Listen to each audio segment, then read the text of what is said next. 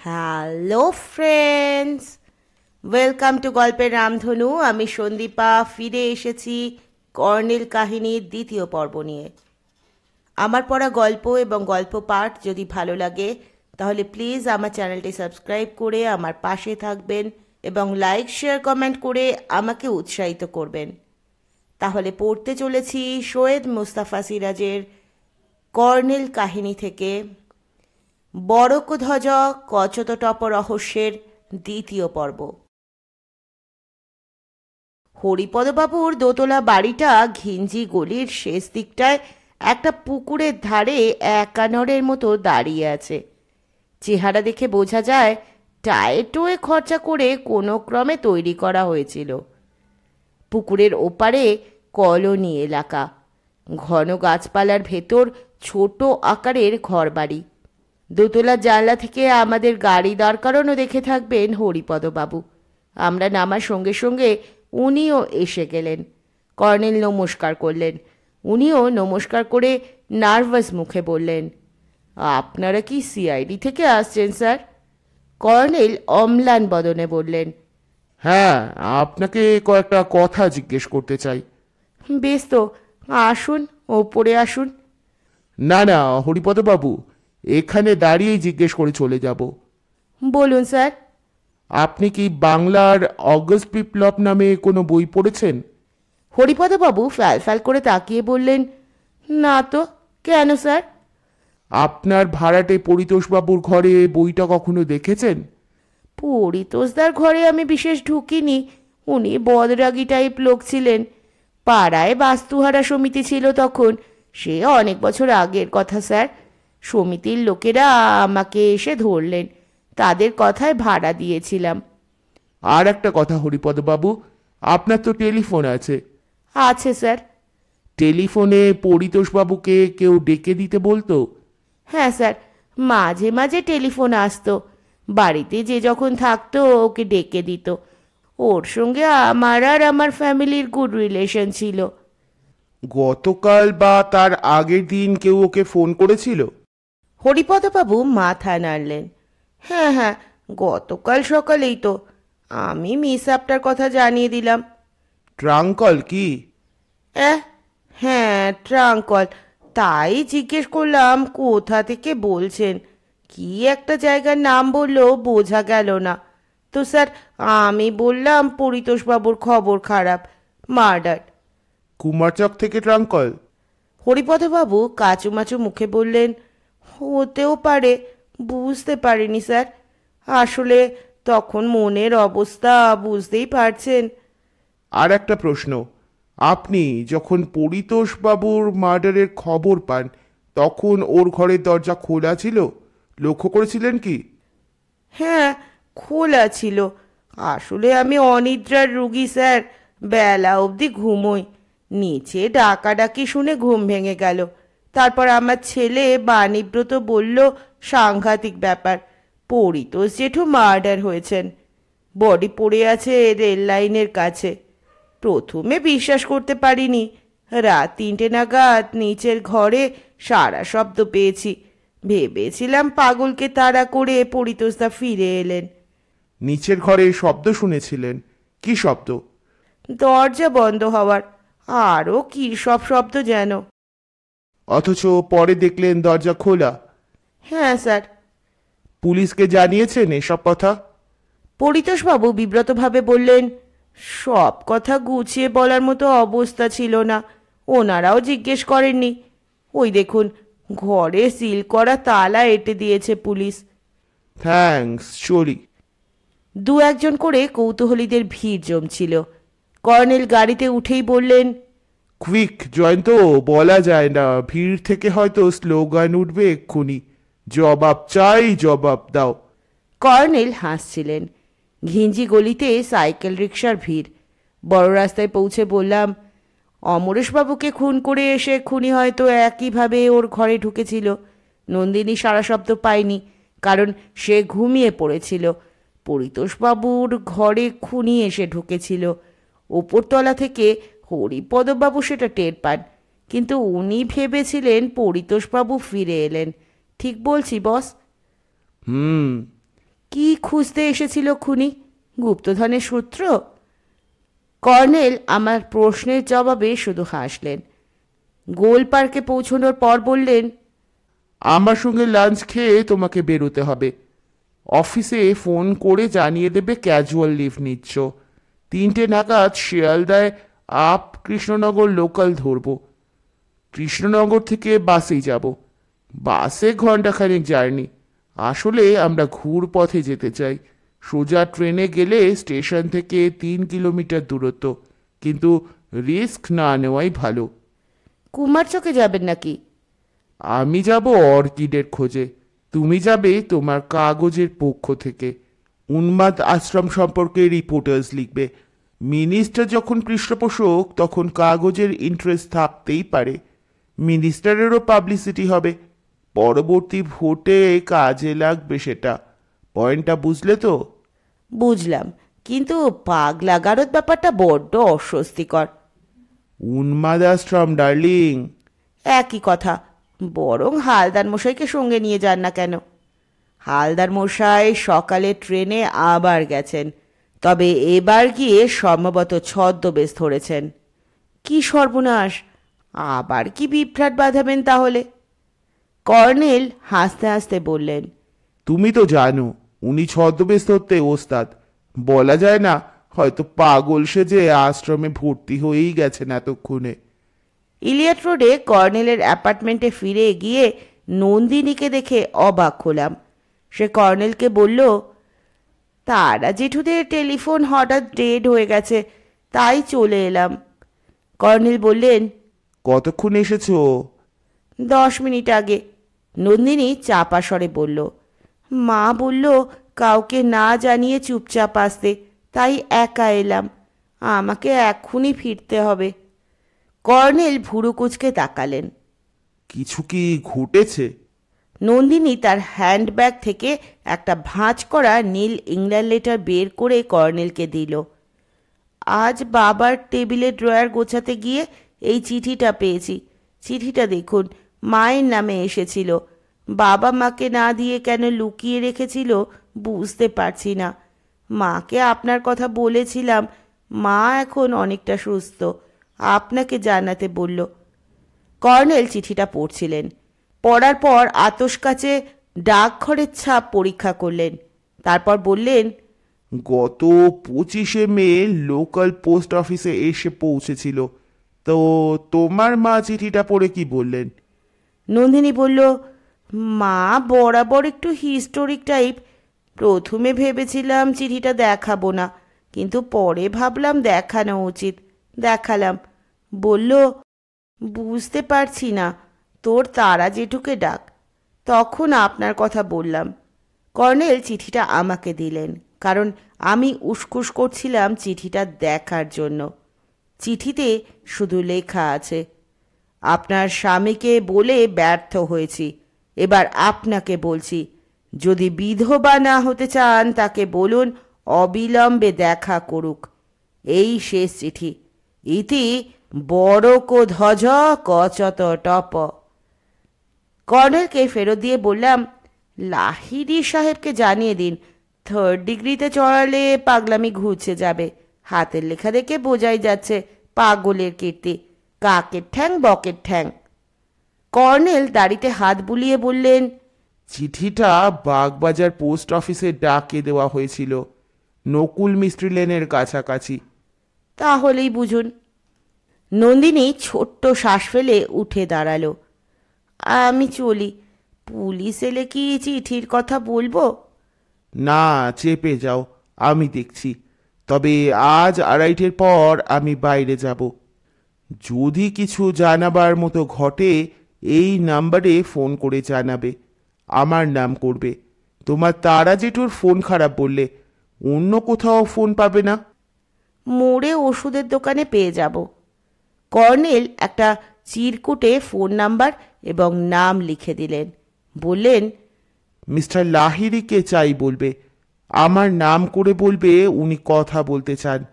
তাহলে যদি অন্য কেউ ফোন ধরে সে ওকে দেবে, আর উনি নিজেই ফোন ধরলে তো কথা নেই। এটা ওর পার্সোনাল ফোন নাম্বার। আর তলারটা বাড়ির ফোন নাম্বার। রাত 8টা-9টার পর হলে বাড়িতে পাবে ওকে। নন্দিনী জিজ্ঞেস করল, কে ইনি? কর্নেল হাসলেন। আমার এক স্নেহভাজন বন্ধু, তবে তোমার বাবাকে ইনিও বিশেষ চিনতেন। নন্দিনী চলে যাওয়ার পর কর্নেল টেলিফোন ডায়াল করতে ব্যস্ত হলেন। একটু পরে লাইন পেলেন। অরিজিৎ, বড়কধ্বজ। হ্যাঁ হ্যাঁ, প্রকৃত পাগল তো বটেই। তো শোনো, তোমাকে নন্দিনীর কথা বলেছিলাম। আমি নদিয়ার কুমারচকে যাচ্ছি, কবে ফিরবো ঠিক নেই। না না, অর্কিডের খোঁজে। হালদার মশাই আমাকে কুমারচক থেকে একটা অর্কিড এনে দিয়েছেন। যাই হোক, নন্দিনীর মায়ের নামে একটা চিঠি এসেছিল। অমরেশবাবু স্ত্রীকে না দিয়ে সেটা লুকিয়ে রেখেছিলেন। চিঠিটা ষষ্ঠীর কাছে রেখে যাচ্ছি, তোমাকে দেবে।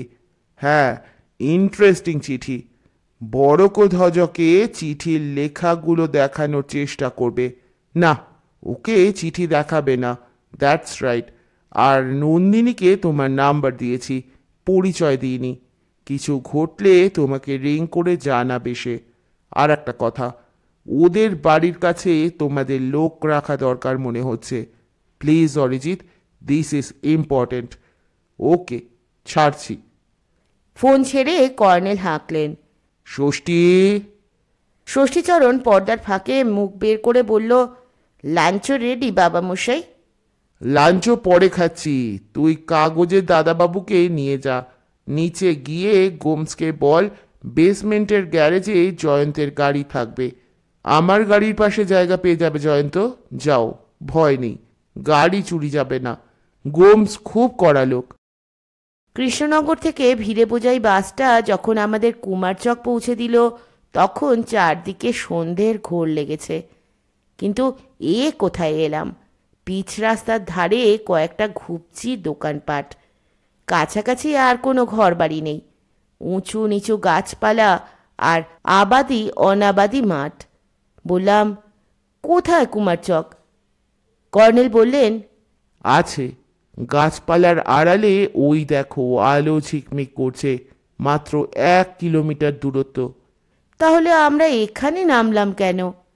এটাই বাস স্টপ। কুমারচক ডাক বাংলো স্টপ বলে লোকে।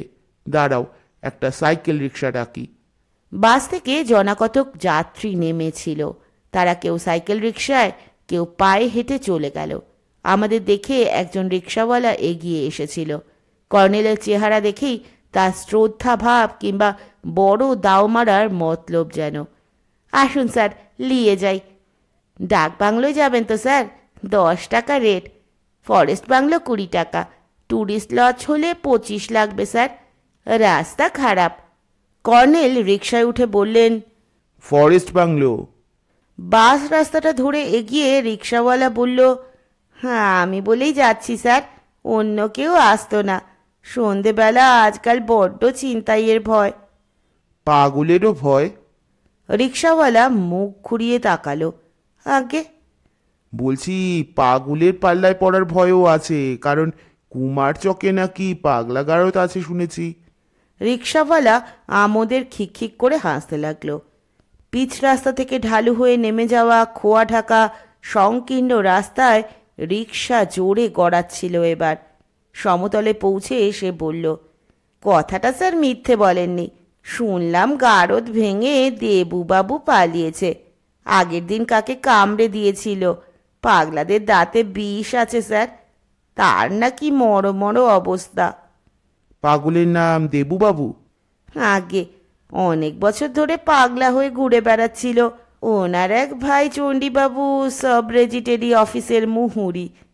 গত মাসে দাদাকে কোত্থেকে ধরে এনে শচীনবাবুদের পাগলাগারুতে ভর্তি করেছিল, কিন্তু দেবুবাবুকে ধরে রাখতে পারে? শুনেছি গভর্নমেন্টের জেল ভেঙে পালিয়ে এসেছিল, গভর্নমেন্টই ধরতে পারেনি। সে রিক্সা থামিয়ে নামলো। রিক্সার মাথায় ল্যাম্পটা জ্বেলে নিল। দুধারে উঁচু গাছ। অন্ধকার এখন গাঢ় হয়েছে। কর্নেল টর্চের আলো জ্বেলে সামনে ওপাশটা দেখছিলেন। রিক্সাওয়ালা তার রিক্সায় উঠে প্যাডেলে চাপ দিয়ে বলল, টর্চ জ্বালবেন না স্যার? তাহলে আর দেখতেই পাবো না কিছু। তুমি ঠিক বলেছ। তোমার নাম কি হে? আগে স্যার, নেয়ামত আলী। কুমারচকেই বাড়ি? আগে ছিল, এখন ডাক বাংলোর বাস স্টপে থাকি। কুমারচক ছেড়ে চলে এলে কেন? ভাইদের সঙ্গে বনিবনা হলো না, জমিজিরের তো নেই, তাই চলে এলাম। বাস স্টপ থেকে প্যাসেঞ্জার পাই, 2 পয়সা বেশি রোজগার হয়। রিক্সাওয়ালাটি খুব কথা বলিয়ে লোক। দেশের হালচাল, রাজনীতি, পার্টিবাজি, ভোট এসবই তার নখো দর্পণে, এবং তার এসব বিষয়ে নিজস্ব দৃষ্টিভঙ্গিও আছে। কর্নেল দিব্যি ওই বিরক্তিকর প্রসঙ্গ নিয়ে কথার যোগান দিচ্ছিলেন। কিছুক্ষণ পরে বাঁ দিকে রিক্সা মোড় নিল। এতক্ষণে সামনে দূরে গাছপালার ভেতর বিদ্যুতের আলোর ছটা চোখে পড়ল। এবার সামান্য চড়াই। রিক্সাওয়ালা সিট থেকে নামলে কর্নেল বললেন, ঠিক আছে নেয়ামত, আমরা এটুকু হেঁটে চলে যাব। এই নাও তোমার ভাড়া। রিক্সাওয়ালা খুশি হয়ে চলে গেল। কর্নেল হাঁটতে হাঁটতে বললেন, তুমি একবার বলেছিলে রিকশায় চাপা অন্যায়, এবং আমি কেন রিকশায় চাপি? জয়ন্ত, আমি শ্রমের বিনিময়ে মোহরি দিচ্ছি বলে তৃপ্তি পাই এমন কিন্তু নয়। তুমি লক্ষ্য করে থাকবে, বিশেষ বিশেষ পরিপ্রেক্ষিতে আমি রিকশায় চাপি। এইটুকু রাস্তা অনায়াসে হেঁটে আসতে পারতাম, কিন্তু বড়কধ্বজ কচত টপর নাম যে দেবীবাবু এবং সাব রেজিস্ট্রি অফিসের মোহরি চণ্ডীবাবু যে তার ভাই, এই তথ্যটা এত শিগগির কি জানতে পারতাম? আমি দেখেছি মফস্বলের রিক্সাওয়ালারা অনেক বিষয়ে খোঁজ খবর রাখে। এরা এক একজন এক একটি তথ্য কেন্দ্র। ফরেস্ট বাংলোটা একটা উঁচু জায়গায়। গেটের সামনে যেতেই এক ভদ্রলোক হন্তদন্ত হয়ে এগিয়ে এসে সেলুট ঠুকলেন। আসুন কর্নেল স্যার, ডিএফও সাহেবের লোক বিকেলে আমার কোয়ার্টারে মেসেজ দিয়ে গেল। তখনই চলে এলাম বাংলোয়, কিন্তু ট্রেন চলে গেল, আপনার দেখা নেই, তাই ভাবলাম আজ আর আসছেন না। কর্নেল আলাপ করিয়ে দিলেন। ভদ্রলোকের নাম অনন্ত বিশ্বাস। একসময় ডিফেন্সে ছিলেন, পরে ওড়িশার একটা জঙ্গলের রেঞ্জার ছিলেন। চোরা শিকারীদের সঙ্গে ঝামেলায় চাকরি ছেড়ে দেন, তারপর আবার সেই জঙ্গলে চাকরি জুটিয়েছেন। তবে এই জঙ্গল ওর ভাষায় নিরিমিষ জঙ্গল। মৌরি নদীর দুধারে একসময় বাঘ ভালুকের জঙ্গল ছিল, পরে জঙ্গল প্রায় উজাড় হয়ে যাচ্ছিল। পরিবেশ রক্ষার কারণে সরকার গত 30 বছর ধরে গাছ লাগিয়ে জঙ্গলটার ভোল ফিরিয়েছেন, তবে বাঘ ভালুক নেই। গত 3 বছর আগে একটা ডিয়ার পার্ক হয়েছে এই পর্যন্ত। বাংলোর কেয়ারটেকার কাম চৌকিদার ভোলা কর্নেলকে চেনে, মালি নবও চেনে। কুমারচকে কর্নেল 2 বছর আগে এসেছিলেন, অথচ আমাকে বলেননি। অনন্তবাবু সাইকেলে চেপে চলে গেলেন। আমরা বাংলোর উত্তরের বারান্দায় বসে কফি খাচ্ছিলাম। আলোর শেষ প্রান্তে ছোট্ট গেট। গেট থেকে পায়ে চলা পথ জঙ্গলের ভেতর নেমে গেছে। কর্নেল বললেন, 100-2 মিটার গেলে মৌরি নদী। এদিকটায় দিনে একটা পুকুর দেখতে পাবে। তারই মাটি টিলার মতো উঁচু করে এই বাংলো তৈরি হয়েছিল। নদীতে যত বন্যাই হোক, বাংলো ডোবে না। পুকুরটা নদীর জল পাম্প করে এনে গ্রীষ্মে ভর্তি রাখা হয়। পুকুরে প্রচুর মাছ আছে। নবমালী বারান্দার শেষ দিকটায় বসেছিল। বলল, তত মাছ আর নেই স্যার, চোরের খুব উপদ্রব। এই তো সেদিন রাতে জাল ফেলে ধরে নিয়ে গেল, আমরা ভয়ে বেরোতে পারিনি। ফরেস্ট গার্ড ছিল দেখেছিলাম, তারা কি করে? নব হাসল। গার্ড স্যার নামেই, নাইট ডিউটির সময় বাড়ি গিয়ে ঘুমোয়, সবই খাতা কলমে। যত ঝামেলা আমার আর ভোলাদার। আজ রাতে রঘু আর কাশেমের ডিউটি নদীর ওপারে, এপারে ডিউটি শ্যামা আর লালুর। খাতায় সই করে বেরিয়ে গেছে। মাঝরাতে কান করলে শুনবেন গাছ কাটার শব্দ। ট্রাক কি নৌকা চাপিয়ে নিয়ে যায়, ধরবে কে? তবে হ্যাঁ, বন্দুকের ফটাস্ফট শুনতে পাবেন, কৈফিয়ত দিতে হবে তো। ভোলা কিচেন থেকে বলল, কি ফালতু বকবক করিস নব, সাহেবদের ডিস্টার্ব হচ্ছে না? কর্নেল বললেন, না না, নবর গল্প শুনতে ভালোই লাগছে। আচ্ছা নব, আসার পথে শুনলাম কুমার চকের পাগলাগারদ থেকে এক খুনে পাগল পালিয়ে গেছে। ও হ্যাঁ, আমিও শুনেছি স্যার, বলে সে ডাকল, ভোলাদা। কিচেন থেকে ভোলা সাড়া দিল শুধু।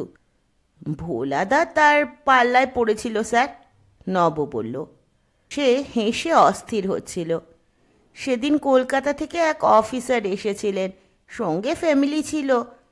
ভোলাদা সাইকেলে বাজার করে ফিরছে, ফরেস্টের এরিয়ায় স্যার, পড়বি তো পর একেবারে তার মুখে।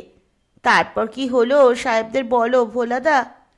কর্নেল ডাকলেন, ভোলা, রান্না পরে হবে, এসো গল্প করা যাক। ভোলা বেরিয়ে এলো একটু পরে, গামছায় হাত মুছতে মুছতে হাসতে হাসতে বলল, আমি প্রথমে চিনতে পারিনি, সাইকেলে জঙ্গল ভেঙে সোজা আসছি। তখন বেলা প্রায় 10টা-11টা হবে স্যার। ভাবলাম লুকিয়ে কেউ ডাল কাটতে এসেছে। হাতে কি একটা আছেও বটে। যেই বলেছি কে রে, অমনি কি যেন বলে তেড়ে এলো। বড় ধ্বজ কচত টপ। তাই হবে, তবে স্যার হাতে একটা শাবল ছিল, আমি পালিয়ে এলাম। কুমারচকে এক চণ্ডীবাবু আছে, তারই দাদা। কিন্তু তখনও জানি না সে পাগলাগারদ থেকে পালিয়ে এসেছে। শাবল ছুঁড়েছিল স্যার, জোর বেঁচে গেছি। কর্নেল আসতে বললেন। শাবল? ভোলা হাসতে লাগলো। লালুকে বলেছিলাম, আমাদের গার্ড স্যার। লালু শাবলখানা কুড়িয়ে এনেছিল, পাগলা বাবুকে দেখতে পাইনি। নতুন জায়গায় এলে আমার যা হয়, ঘুম আসতে চায় না।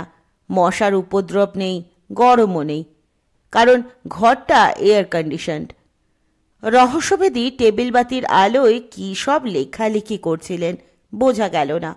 একবার দেখলাম আস্তে সুস্তে উঠে বাথরুমে গেলেন। সেই সময় বাইরে খুব চাপা যান্ত্রিক গড় গড় শব্দ শুনতে পেলাম। বাথরুমের দরজা বন্ধ বলে শব্দটা আর শোনা গেল না। পাশ ফিরে ঘুমানোর চেষ্টা করলাম। বাথরুম খুলে উনি যখন বেরোচ্ছেন তখন কয়েক সেকেন্ডের জন্য আবার সেই শব্দ। ঘুরে বললাম, বাইরে যেন গাড়ির শব্দ শুনলাম। কর্নেল শুধু বললেন, কোনো অফিসার এলেন নাকি? আসতেই পারেন।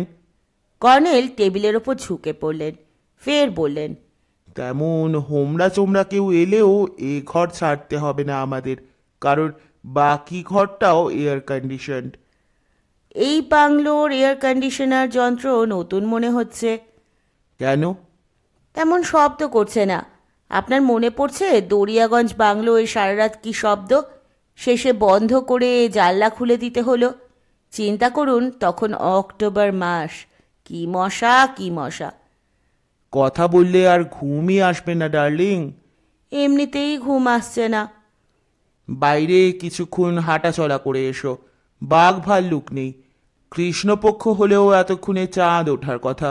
বরং নদীর ধারে চলে যাও, মুগ্ধ হবে। আপনিও চলুন না। আমার হাতে জরুরি একটা কাজ, ছেড়ে গেলে খেয়েই হারিয়ে যাবে। একটু ইতস্তত করে উঠে পড়লাম। বেরোতে যাচ্ছি, কর্নেল বললেন, সঙ্গে টর্চ নিয়ে যাও।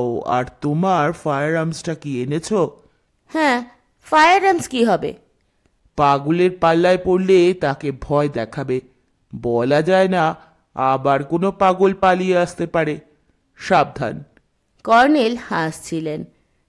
কিংবা ধরো বিষাক্ত সাপের পাল্লায় পড়লে অস্ত্রটা কাজে দেবে।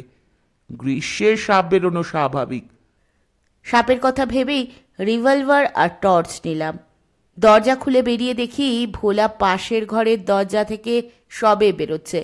আমাকে দেখে এসে সেলাম দিয়ে সবিনয়ে জিজ্ঞেস করলো, কোথায় যাবেন স্যার? ঘুম আসছে না, নদীর ধার থেকে একটু ঘুরে আসি। এত রাতে নদীর ধারে যাবেন কেন? বাঘ ভাল্লুক তো নেই। ভোলা কাচুমাচু মুখে হাসল। 11:30 বাজে স্যার, জঙ্গল জায়গা, ওদিকটায় একসময় শ্মশান ছিল শুনেছি। রাত বিরেতে একা বেরোবেন, সঙ্গে যেতাম বরং, কিন্তু কলকাতা থেকে এক সাহেব মেম সাহেব এলেন এক্ষুনি। ওই দেখুন ওনাদের জিপ গাড়ি। চা কফি খাবেন টাবেন। আমার স্যার এই এক জ্বালা। বারান্দা ঘুরে উত্তরে যাচ্ছে। ভোলা ফের বলল, গেটে তালা আছে স্যার, খুলে দিচ্ছি চলুন। ছোট্ট গেটের তালা খুলে দিল ভোলা। দুধারে ঝোপঝাড়, ঢালু হয়ে একফালি পায়ে চলা পথ নেমে গেছে। টর্চের আলো ফেলতে ফেলতে এগিয়ে গেলাম। সামনে ফাঁকা ঘাসে ঢাকা জমি, তারপর নদী। নদীটা ছোট, বালির চড়া পড়েছে, কিন্তু জল আছে। খুব ধীরে স্রোত বইছে। টর্চ নিভিয়ে আধখানা চাঁদের আলোয় আদিম প্রকৃতির রূপ দেখছিলাম। সাপের ভয়ে অবশ্য মাঝে মাঝে পায়ের চারদিকে টর্চের আলো ফেলছিলাম। একটু পরে ঘাস জমি থেকে নদীর শুকনো ঢালু খাড়ি দিয়ে নেমে বালির চড়ায় চলে গেলাম। হালকা এলোমেলো বাতাস বইছিল, বালিও শুকনো। বসে পড়লাম। ভোলা শ্মশানের কথা বলায় একটু অস্বস্তি হচ্ছিল। ভূতে না বিশ্বাস করলেও ভূতের ভয় আছে। তাছাড়া এই আদিম প্রকৃতিতে নিঃশ্রুতি রাতে আবছা জ্যোৎস্নায় সব কিছুই কেমন রহস্যময় মনে হয়। কোথাও রাত পাখি ডেকে উঠল। একটু পরে মাথার ওপর দিয়ে ক্র্যাও ক্র্যাও করে উড়ে গেল প্যাঁচা। সেই সময় হঠাৎ চোখে পড়ল নদীর ওপারে গাছপালার ভেতর লালচে আলোর বিন্দু জুকজুক করছে। কেউ সিগারেট টানছে, কিন্তু এত রাতে জঙ্গলে এসে কেউ সিগারেট টানছে এটা অস্বাভাবিক মনে হলো। ওপারে তো কোনো বসতি নেই, কোনো বাংলোও নেই যে আমার মতো কোনো বাইরের লোক অনিদ্রার কারণে বেড়াতে বেরোবে। চোরাই কাঠ চালানকারী নয় তো? একবার ভাবলাম গিয়ে চার্জ করব, কিন্তু বালির চড়ার নিচে আন্দাজ 15-20 মিটার চওড়া জল। জলটা কত গভীর জানি না। এখান থেকে টর্চের আলোও অত দূর পৌঁছবে না। খামাকা লোকটা সতর্ক হবে এবং পালিয়ে যাবে। গুড়ি মেরে এপারে চলে এলাম। পাড়ে উঠে ঘাস জমি পেরিয়ে গাছের ছায়ায় দাঁড়িয়ে লক্ষ্য রাখলাম। একটা ছায়ামূর্তি সিগারেট টানতে টানতে জলের ধারে এলো। সিগারেটটা জলে ছুঁড়ে ফেলল। জলের গভীরতা নিশ্চয়ই কম, কারণ সে জল পেরিয়ে বালির চড়ায় উঠল। জ্যোৎস্নায় তাকে অস্পষ্টভাবে দেখা যাচ্ছিল। কোনো গ্রাম্য লোক নয়। পরনে প্যান্ট শার্ট এবং হাতে লাঠির মতো কি একটা আছে। নদীর ঢালে এগিয়ে এসে সে ওটা কাঁধে তুললে বুঝতে পারলাম ওটা বন্দুক। পা টিপে টিপে বাংলোয় ওঠার রাস্তায় একটা ঝোপের পাশে গুড়ি মেরে বসে পড়লাম। বন্দুকধারী লোকটার গতিবিধি সন্দেহজনক। সে এসে আমার নাকের ডগা দিয়ে বাংলোর গেটে চলে গেল। একটু থমকে দাঁড়ালো গেটের কাছে, তারপর টর্চ জ্বাললো এতক্ষণে। সম্ভবত গেট খোলা দেখে সে অবাক হয়েছে। তারপর সে গেট খুলে ঢুকে গেল এবং আমাকে অবাক করে দিয়ে চেঁচিয়ে ডাকল, ভোলা, এই ভোলা। ভোলার সাড়া পাওয়া গেল। কে? কাশেমবাবু নাকি? কাশেমবাবু? তার মানে ফরেস্ট গার্ড কাশেম, যার কথা ভোলা বলছিল। এও বলছিল কাশেমের ডিউটি আছে নদীর ওপারে। সব রহস্য মাঠে মারা গেল। এগিয়ে গেলাম গেটের দিকে। ভোলা বলছে, নদীর ধারে কলকাতার এক সাহেবের সঙ্গে দেখা হয়নি? উনি তো কিছুক্ষণ আগে বেড়াতে বেরোলেন। বনরক্ষী বলছে, কাকেও তো দেখলাম না। সে কি সর্বনাশ! উনি গেলেন কোথায়? কর্নেল সাহেবকে খবর দিই। সেই কর্নেল সাহেব এসেছেন নাকি? হ্যাঁ, ওনার সঙ্গেই এসেছেন আর এক সাহেব। বনরক্ষী চাপা গলায় বলে উঠল, টিকটিকি পাঠিয়েছে নাকি ওপর থেকে? সর্বনাশ হয়েছে ভোলা। সেন সাহেবের আসার কথা, আসেননি? এসেছেন, এবার সঙ্গে মেম সাহেবও এসেছেন। ওরা কথা বলতে বলতে ফুলবাগান পেরিয়ে বাংলোর বারান্দার দিকে যাচ্ছিল। বনরক্ষীর মুখে টিকটিকি এবং সর্বনাশ হয়েছে এই দুটো কথা শুনেই আমি সাড়া দিতে গিয়ে চুপ করেছিলাম।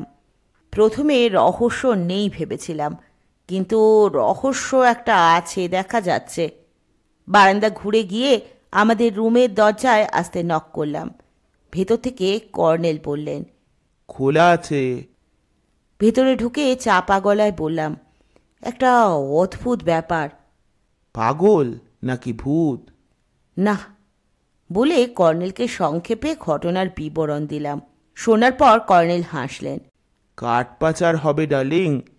কোনো এক সেন সাহেব সম্ভবত কাঠ পাচার চক্রের চাই। বনরক্ষী কাশেমের সঙ্গে তার যোগ সাযোগ আছে বোঝা যাচ্ছে। সেন সাহেব চতুর লোক বলেই সঙ্গে মেম সাহেবকে এনেছে।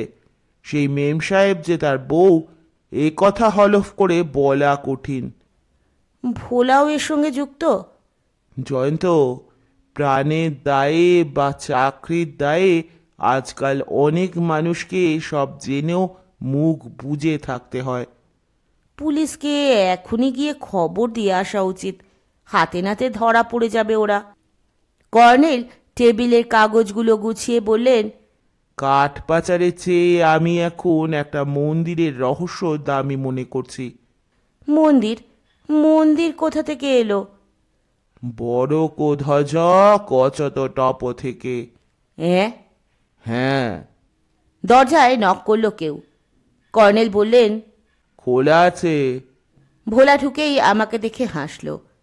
এসে গেছেন? ও, খুব ভাবনায় পড়ে গিয়েছিলাম স্যার। গার্ড কাশেম এইমাত্র নদীর ওপার থেকে এলো। জিজ্ঞেস করলে বলল আপনার সঙ্গে দেখা হয়নি।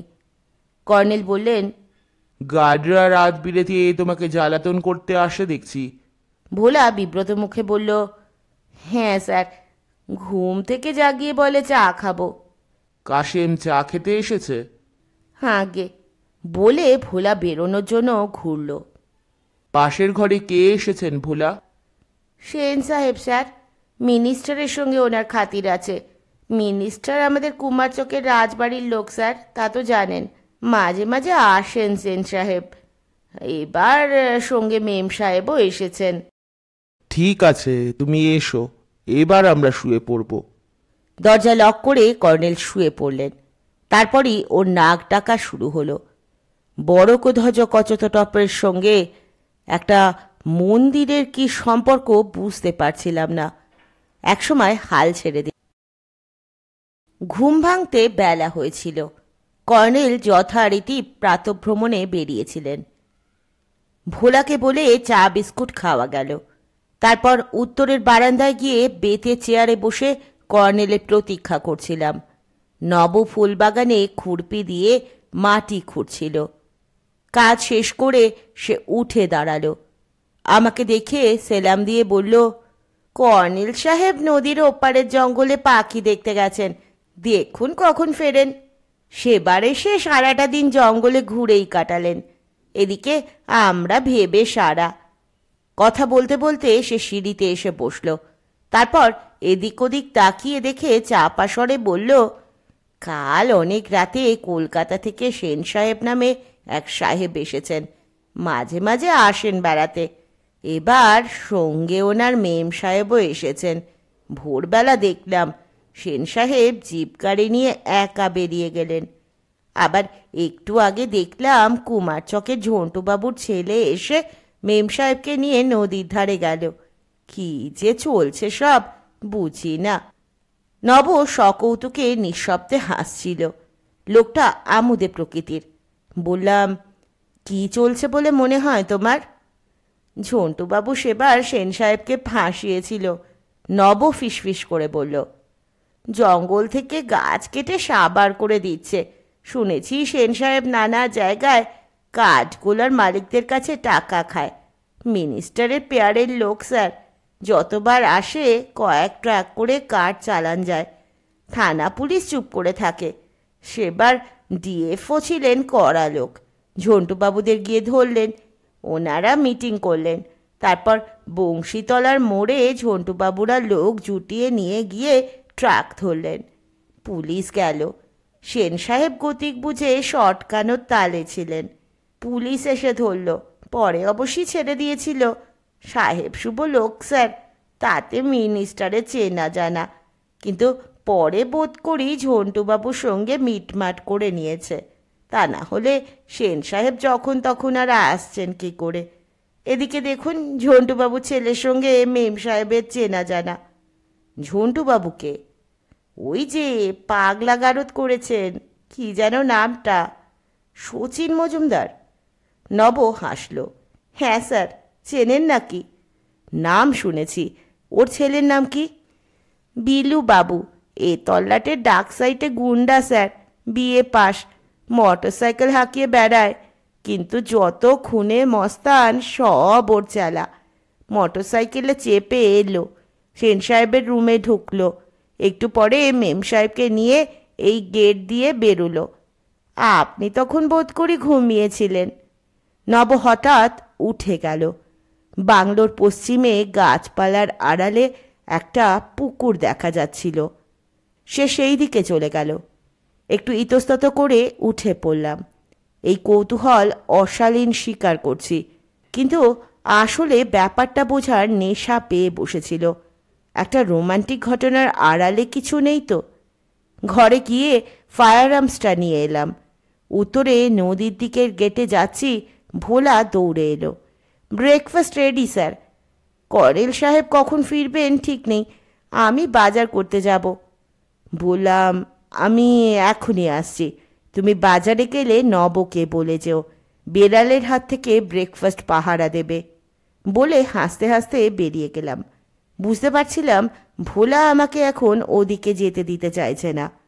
একবার ঘুরে দেখলাম ভোলা কেমন চোখে তাকিয়ে দাঁড়িয়ে আছে। নদীর ধারে কেউ কোথাও নেই। বালির চড়া পেরিয়ে এলাম।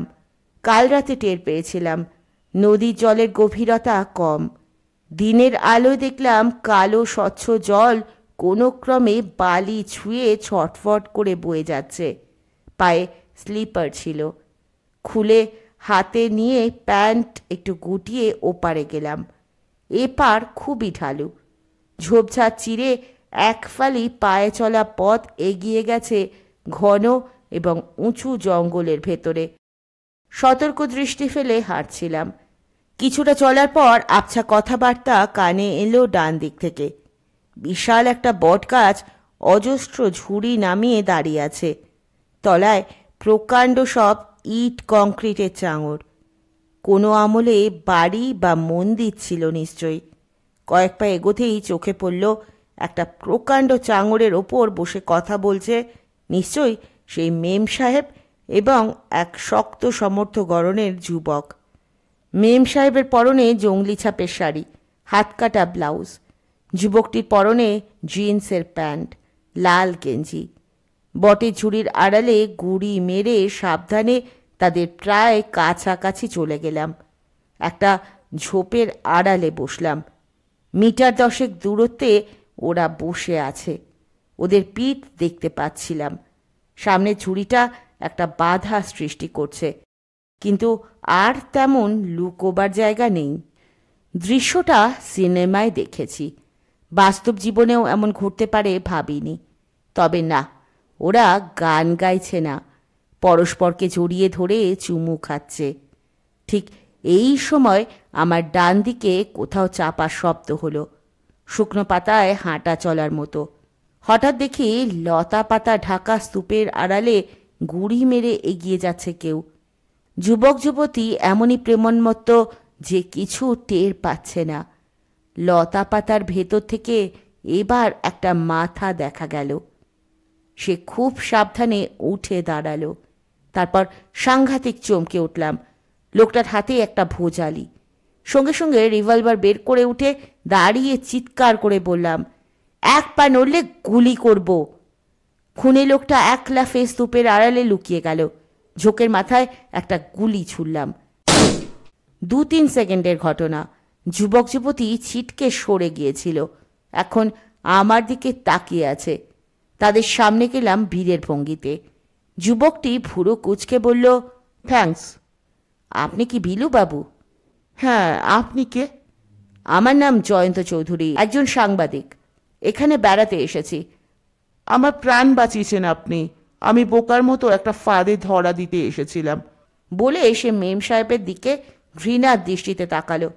মেম সাহেব কাঁদো কাঁদো মুখে বলে উঠলেন, বিশ্বাস করো বিলু, আমি জানতাম না। Shut up! আর একটা কথা বললে শেষ করে দেব। আমার নাম বিলু। বলে সে জিন্সের পেছন পকেট থেকে একটা ক্ষুদে রিভলভার বের করলো। আমার দিকে ঘুরে বলল, আমারও মেশিন আছে দাদা, কিন্তু আমি ভাবিনি গোপন কথা আছে বলে এখানে ডেকে এনে। ওফ, দাঁড়াও, দেখছি তোমার হাজবেন্ড শালাকে। শুয়োরের বাচ্চার বডি যদি আজই না ফেলে দিই তো ঝন্টু মজুমদারের ঔরসে আমার জন্ম হয়নি। সে প্রায় দৌড়ে চলে গেল হিংস্র প্রাণীর মতো। মেম সাহেব দু হাতে মুখ ঢেকে কাঁদছিল। বললাম, আপনি কে? কান্না থামছে না দেখে খাপ্পা হয়ে বললাম, ন্যাকামি ছাড়ুন, কে আপনি? ঠিকঠাক জবাব না পেলে আপনাকে পুলিশে ধরিয়ে দেব। শুনলেন তো, আমি সাংবাদিক। দৈনিক সত্যসেবক পত্রিকা থেকে এই অঞ্চলে চোরা কাঠ পাচারের তদন্তে এসেছি। আপনিও দেখছি এর সঙ্গে জড়িত। আপনি সত্যি কথা না বললে আপনার ছবিও ছেপে দেব কাগজে। বুঝতে পারছেন কি বলছি? মেম সাহেব এবার রুমালে চোখ মুছে মাথা নাড়লেন। করুণ মুখে বললেন, বিশ্বাস করুন, আমি কিছু জানি না। আপনার নাম কি? নিতা সেন। আমি কুমারচকেরই মেয়ে। আপনার স্বামীর নাম? সুকমল সেন। আপনি আমার কথা সব শুনলে বুঝতে পারবেন সত্যি আমি কিছু জানি না। বিলু আমাকে অকারণে ভুল বুঝে গেল। আমার ভয় করছে। আপনি আমাকে বাংলোয় পৌঁছে দিন প্লিজ। চারিদিক দেখে নিয়ে বললাম, চলুন। বটগাছটা পেরিয়ে গিয়ে নিতা কান্না জড়ানো গলায় বলল, আমি জানি আমার স্বামী ভালো লোক নন। আমার জীবনটাকে নিয়ে এসে ছিনিমিনি খেলছে, কিন্তু আমার যাবার কোনো জায়গা নেই। মরতে ভয় পাই, নইলে কবে মরে যেতাম। আপনি বললেন কুমারচকের মেয়ে। এখানে কেউ নেই আপনার? দূর সম্পর্কের এক কাকা আছেন, কিন্তু তিনি গরিব মানুষ। আমার দায় দায়িত্ব নেননি। কলকাতায় আমার মামা ছিলেন, সেখানে পাঠিয়ে দেন। মামা মরার আগে আমার এই সর্বনাশ করে গেছেন। কুমারচকে আপনার সেই কাকার নাম কি? চণ্ডীপ্রসাদ দাশগুপ্ত। একটু অবাক হয়ে বললাম, চণ্ডীবাবু? মানে যিনি সাব রেজিস্ট্রি অফিসে কাজ করেন? হ্যাঁ, আপনি চেনেন? সাংবাদিকদের অনেক খোঁজ রাখতে হয়। তো আপনার বাবার নাম? বাবা? নিতা ঢোক গিলে কান্না সামলে বলল, বাবা বেঁচে থেকেও ডেডম্যান। মা তো আমার ছেলেবেলায় মারা যান। আমার বাবা ফ্রিডম ফাইটার ছিলেন। জেল থেকে বেরিয়ে মাকে বিয়ে করেন। বেশ ছিলেন। বছর 15 আগে একটু করে পাগলামির লক্ষণ দেখা গেল। তারপর একেবারে পাগল হয়ে গেলেন। উত্তেজনা চেপে বললাম, আপনার বাবার নাম দেবীবাবু? নিতা অবাক হয়ে বলল, আপনি চেনেন? কোথায় দেখেছেন বাবাকে? দেখিনি, নাম শুনেছি। ফ্রিডম ফাইটারদের বইয়ে সম্ভবত। নদীর ধারে এসে পৌঁছেছি ততক্ষণে। নিতা ব্যাকুলভাবে বলল, আপনি বিলুর কথা বিশ্বাস করলেন? বিলুর সঙ্গে আপনার বন্ধুত্ব আছে। বিলু কেন বিয়ে করেননি আপনাকে? হঠাৎ আমার বিয়ে হয়ে যায়। তখন আমি কলকাতায় মামার বাড়িতে আছি। বিলু জানতো না। পরে জানতে পেরে রেগে গিয়েছিল, কিন্তু আমার তো কিছু করার ছিল না। বিয়ের পর এই প্রথম এতদিনে কুমারচকে আসা হলো আমার। জানতাম না হঠাৎ আমার স্বামী এখানে নিয়ে আসবে। বিলু কি করে খবর পেল আপনি এসেছেন? ভোরে আমার স্বামী বেরিয়ে যাওয়ার পর আমি ভোলাকে দিয়ে চিঠি পাঠিয়েছিলাম। ভোলা আমাকে ছেলেবেলায় দেখে থাকবে, তবে চিনতে পারিনি। তাই ওকে টাকা দিয়ে গোপনে পাঠিয়েছিলাম। আপনার গোপন কথাটা বলতে আপত্তি থাকলে শুনবো না। তো আপত্তি নেই জয়ন্তবাবু। আমার স্বামীর হাত থেকে বাঁচার জন্য ওকে ডেকেছিলাম। বিলু দুর্ধর্ষ ছেলে। আমার বিশ্বাস ছিল ও আমাকে এই বাস্টারটার হাত থেকে সরিয়ে নিয়ে যেতে পারবে। কিন্তু যে শয়তানের হাতে আমি পড়েছি সে যে কত ধূর্ত তার প্রমাণ পেয়ে গেলাম। এখন আমার ভীষণ ভয় করছে। আপনি আমাকে বাঁচান জয়ন্তবাবু। নিতা ফুপিয়ে কেঁদে উঠল। বললাম, সিন ক্রিয়েট করবেন না, চলুন দেখি আমার বৃদ্ধ সঙ্গী ভদ্রলোক ফিরেছেন কিনা। উনি একজন মস্ত বড় ট্রাভেল শুটার, মুশকিল আসানও বলতে পারেন। ঢালু পাড়ে দাঁড়িয়ে আমরা কথা বলছিলাম। পেছনের দিকে আচমকা হাসির শব্দ শুনে ঘুরে দেখি স্বয়ং দাড়িওয়ালা মুশকিল আসান দাঁড়িয়ে আছেন। হাতে বাইনোকুলার তখনও ধরা এবং বুকে ক্যামেরা ঝুলছে। পিঠের কিট ব্যাগে প্রজাপতি ধরা নেটের স্টিক বেরিয়ে আছে। মাথার টুপিতে শুকনো পাতা মাকড়সার জাল আটকানো। কাছে এসে বললেন, পুরো ঘটনাটা বাইনোকুলারে দেখেছি। হ্যাঁ, ভোজালিওয়ালা আততায়ীর ছবিও ক্যামেরায় ধরেছি। চিন্তা করো না ডার্লিং, স্তূপের মাথায় ঘাপটি পেতে বসে একটা ধূর্ত প্রজাপতির ছবি তুলবার চেষ্টা করছিলাম। হঠাৎ দুই যুবক যুবতীর কথাবার্তার শব্দ। তারপর হ্যাঁ, আততায়ী আমার মাত্র কয়েক গজ নিচ দিয়ে পালিয়ে যাচ্ছিল। ক্যামেরা তো রেডি ছিল, ক্লিক করলো। তবে একটা কথা জয়ন্ত, খামোকা গুলি খরচ করো না কখনো। লাইসেন্স রিভলভারের গুলি খরচ করলে কৈফিয়ত দিতে হয় আইনত। পুলিশকে সঙ্গে সঙ্গে জানাতে হয় এমন কি ঘটেছিল যে তোমাকে গুলি ছুটতে হয়েছে। ব্যস্তভাবে বললাম, কর্নেল, ইনি মিসেস সেন এবং সেই দেবী বাবুর মেয়ে। কর্নেল হাসলেন। বড়কধ্বজ কচত টপ। নিতা চমকে উঠল। হ্যাঁ, আপনি জানেন? কর্নেল আসতে বলল। বাংলোয় গিয়ে সুকমল সেনের জিপ গাড়ি দেখতে পেলাম না। ভোলা উদ্বিগ্ন মুখে দাঁড়িয়েছিল। আমাদের দেখতে পেয়ে দৌড়ে এলো। নিতাকে বলল, মেম সাহেব, বিলুবাবু শাসিয়ে গেল। আপনারা এখানে থাকলে বাংলো জ্বালিয়ে দেবে। বিশ্বাসবাবু এসেছিলেন, উনি থানায় খবর দিতে গেছেন। গার্ডরা এখন বাড়িতে গিয়ে ঘুমোচ্ছে। একটা কিছু হলে কে আটকাবে বুঝতে পারছি না। কর্নেল নিতাকে বললেন, তুমি আমাদের রুমে গিয়ে বসো, বেরিও না। আর ভোলা, আমাদের ব্রেকফাস্ট দক্ষিণের বারান্দায় দিয়ে দাও। জয়ন্ত, কুইক, আমাদের রুমের দরজা খুলে দাও গে। নিতাকে দরজা খুলে ঢুকিয়ে দিয়ে দক্ষিণের বারান্দায় বসলাম। ভোলা ব্রেকফাস্ট দিয়ে গেল। কর্নেল আস্তে সুস্তে টুপি সাফ করলেন।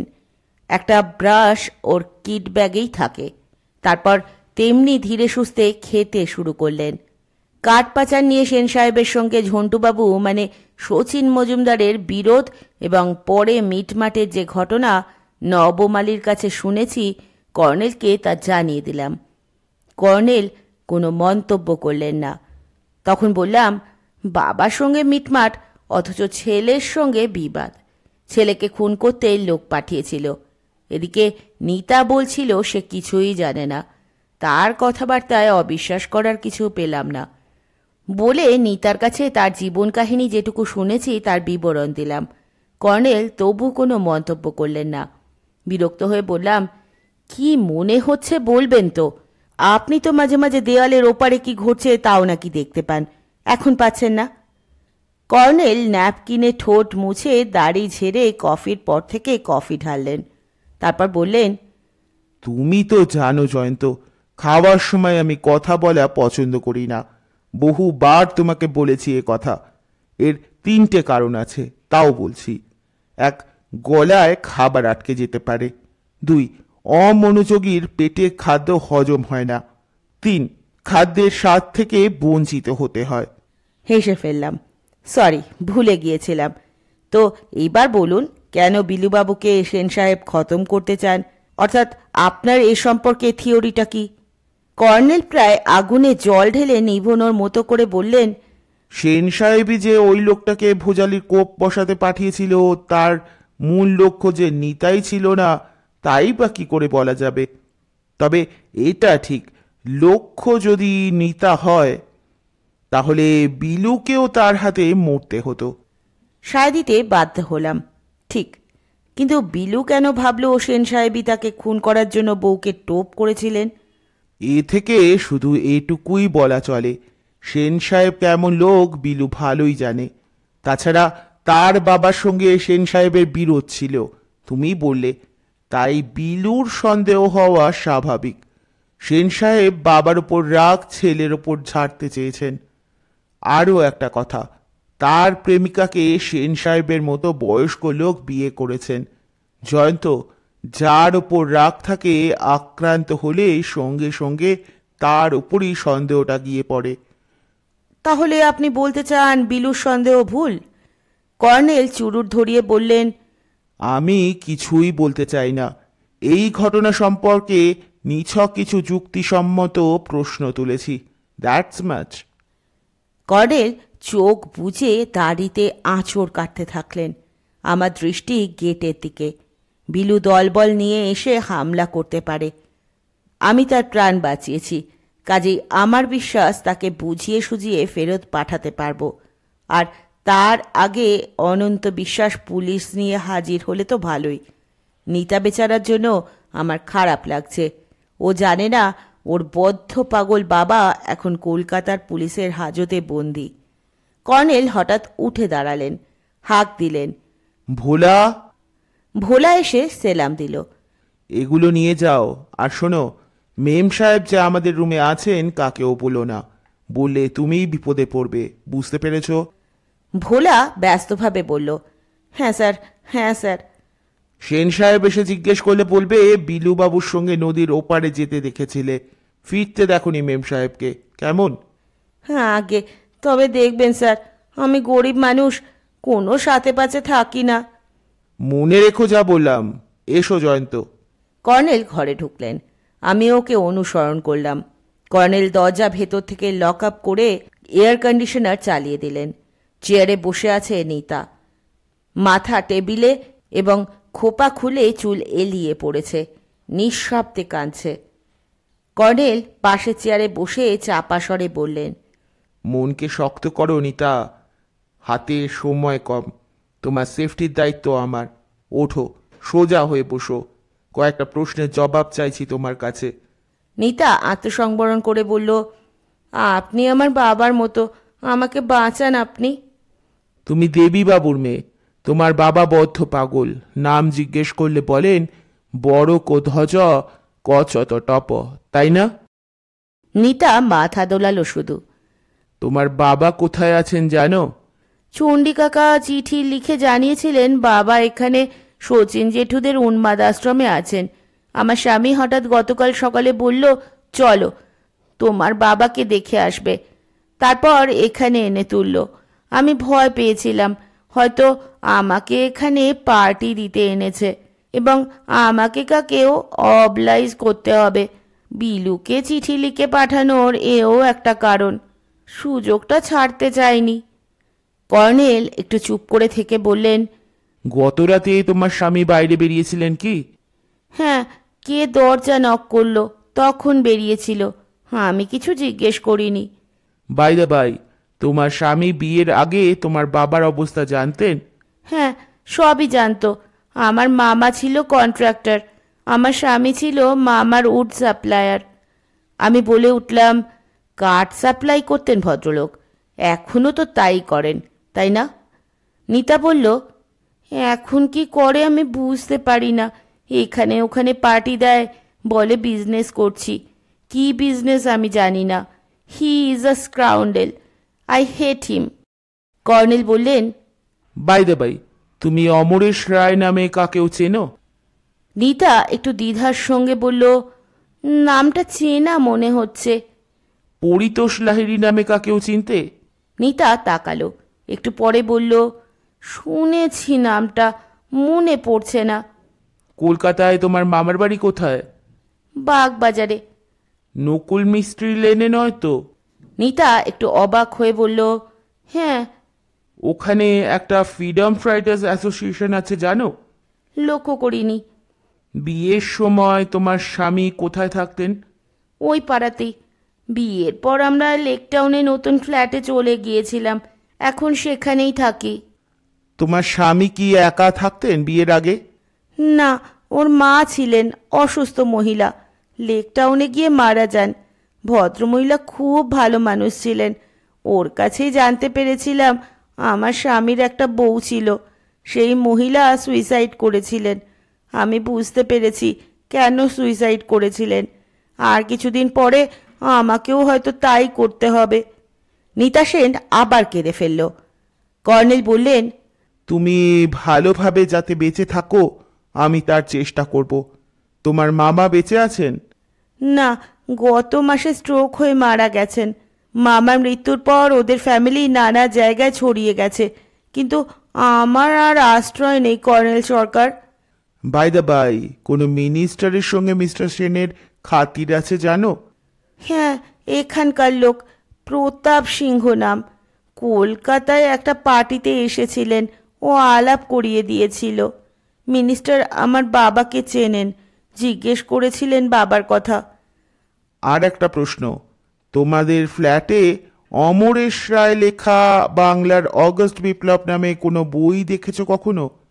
নিতা শ্বাস প্রশ্বাসের সঙ্গে বলল, হ্যাঁ হ্যাঁ, ওতে বাবার কথাও লেখা আছে। আমি পড়েছিলাম কিছুটা। পুরনো বই, ছেঁড়া খোড়া অবস্থায় ছিল।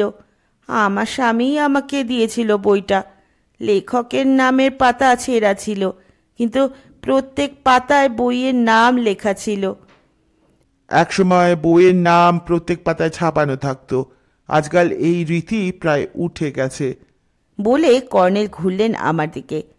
জয়ন্ত, বাইরে গাড়ির শব্দ শুনছি, সাবধানে বেরিয়ে গিয়ে দেখে এসো। দরজা খুলে দেখি গেটের ওধারে একটা পুলিশ ভ্যান থেকে 4 জন বন্দুকধারী কনস্টেবল নামছে। তারপর নামলেন এক পুলিশ অফিসার এবং ফরেস্ট ডিপার্টের অনন্ত বিশ্বাস।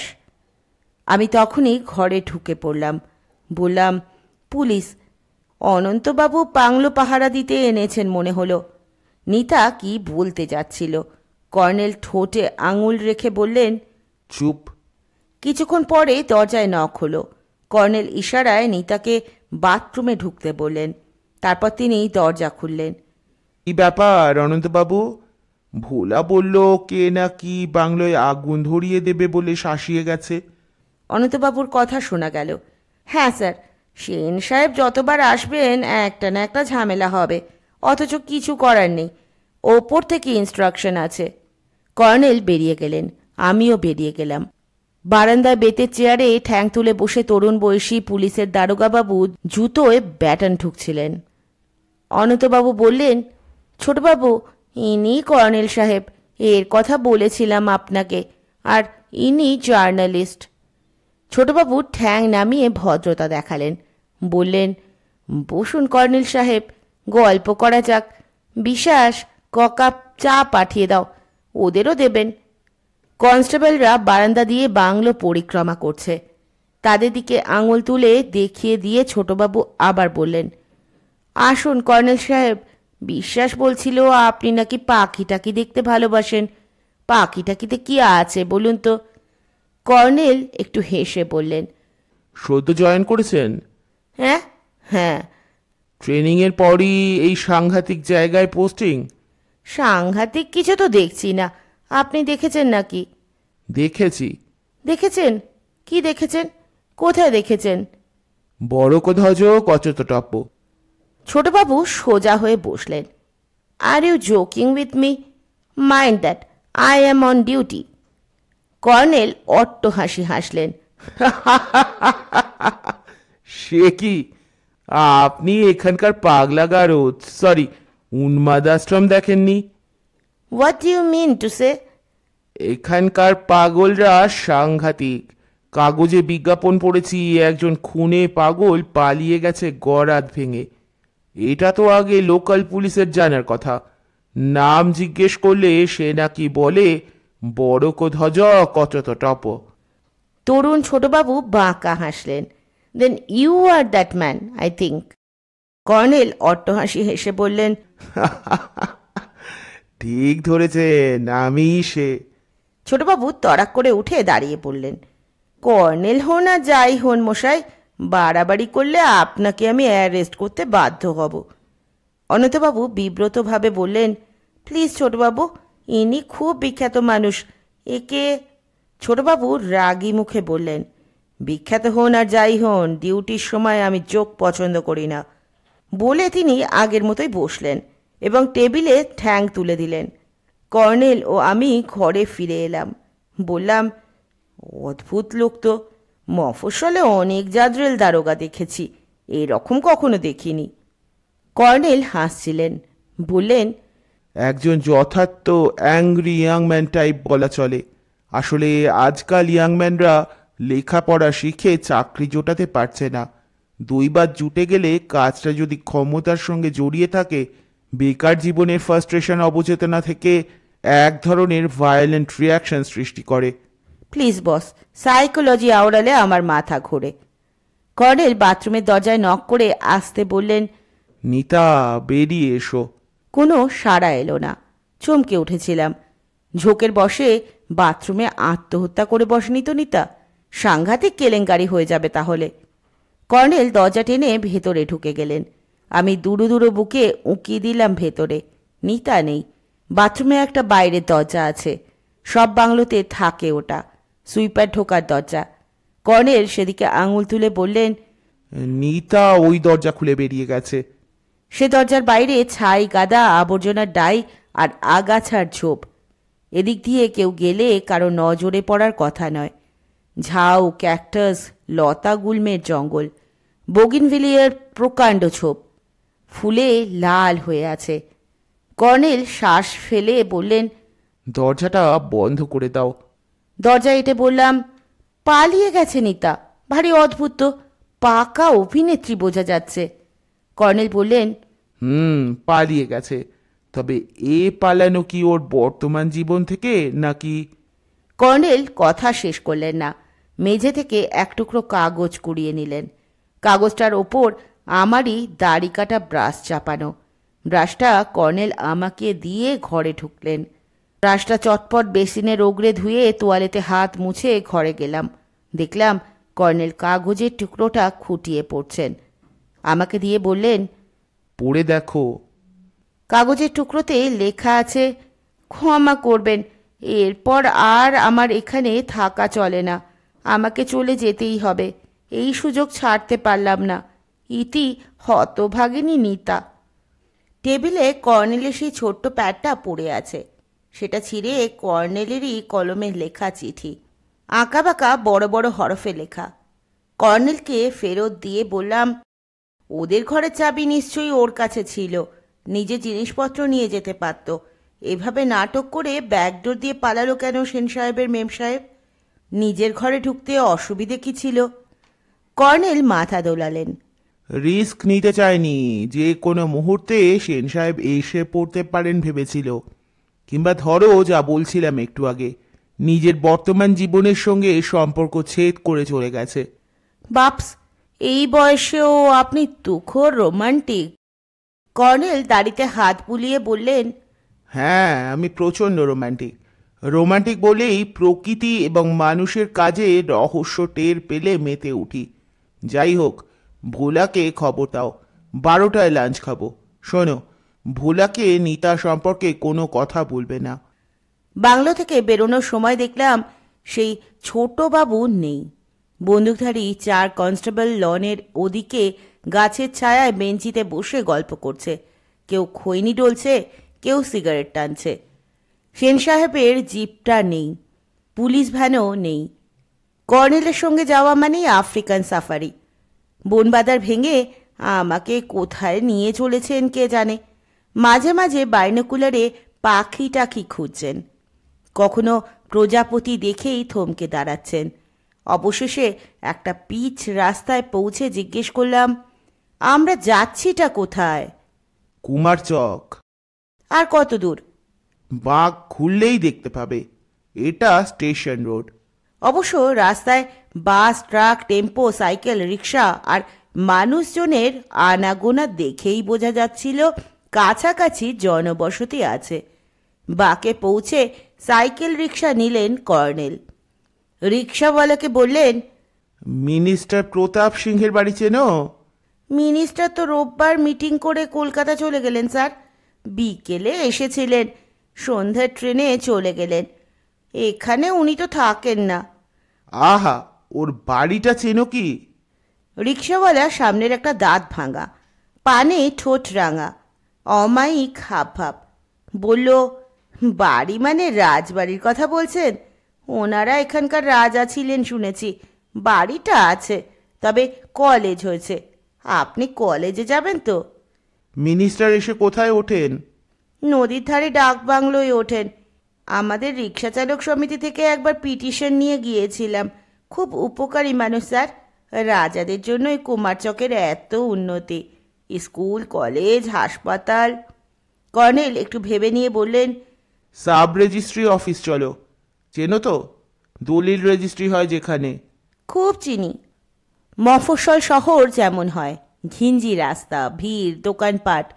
কিছুক্ষণ পরে সরকারি অফিস এলাকায় পৌঁছলাম। সাব রেজিস্ট্রি অফিসটা দোতলা, প্রাঙ্গণে একটা বটগাছ, দুধারে চালাঘরে ডিড রাইটারদের ঘিরে ভিড়, প্রাঙ্গণেও জনারণ্য বলা চলে।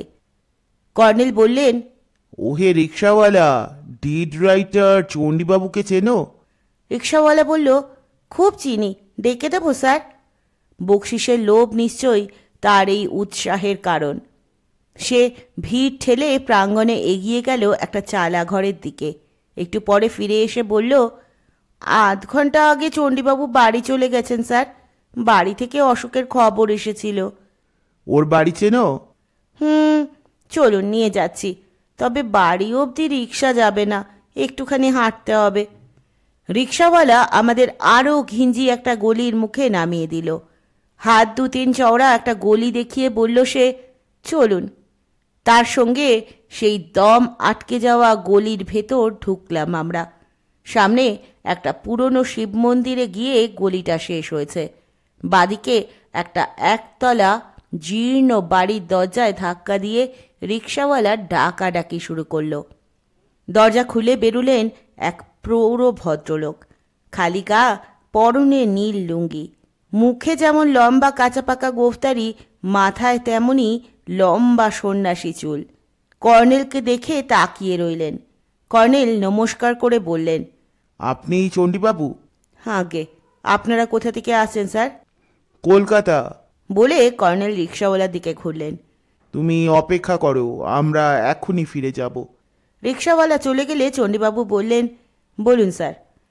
সাব রেজিস্ট্রি অফিসে গিয়ে শুনলাম আপনি বাড়ি চলে এসেছেন।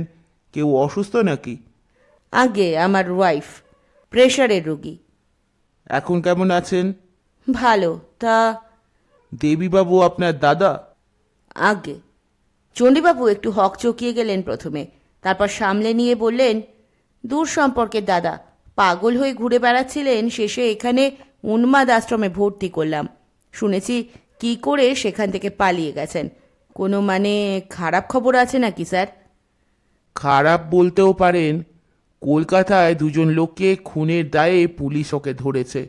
চণ্ডীবাবু হাত নেড়ে বললেন, মিথ্যা, একেবারেই মিথ্যা, হতেই পারে না। দেবীদা মানুষ খুন করতে পারেন? গায়ে এক ফোঁটা জোর নেই। ওর মেয়ে নিতার খবর জানেন? চণ্ডীবাবু স্পষ্টত চমকে উঠলেন। নিতা? আগে, সে তো কলকাতায় থাকে, বড় ঘরে বিয়ে হয়েছে শুনেছি। আমার সঙ্গে বহু বছর আর তার দেখা সাক্ষাৎ যোগাযোগ নেই। নিতার কি হয়েছে স্যার? কিছু না। দেবীবাবুর নিজের বাড়ি ছিল তো এখানে? চণ্ডীবাবুর মুখ সাদা দেখাচ্ছিল। বললেন, নেই। বাড়ির একটা অংশ ছিল দেবীদার। বৌদি মারা যাওয়ার পর আমাকে বেচে দিয়েছিল। তখন সুস্থ মানুষ, বেচে দিয়ে কলকাতায় মেয়েকে নিয়ে চলে গিয়েছিল। নিতার মামা বড় লোক, তার কাছে মেয়েকে রেখেছিল। তারপর এখানে ফিরে এলো। তখন দেখি পাগল। শচীন মজুমদার ওনার বন্ধু, তার বাড়িতে থাকতো। কখনো আমার কাছে এসেও থাকতো। ভবঘুরে বাউন্ডুলের লোক, ব্রিটিশ আমলে জেল খেটেছিল। কোথায় কোথায় ঘুরতো সবসময়।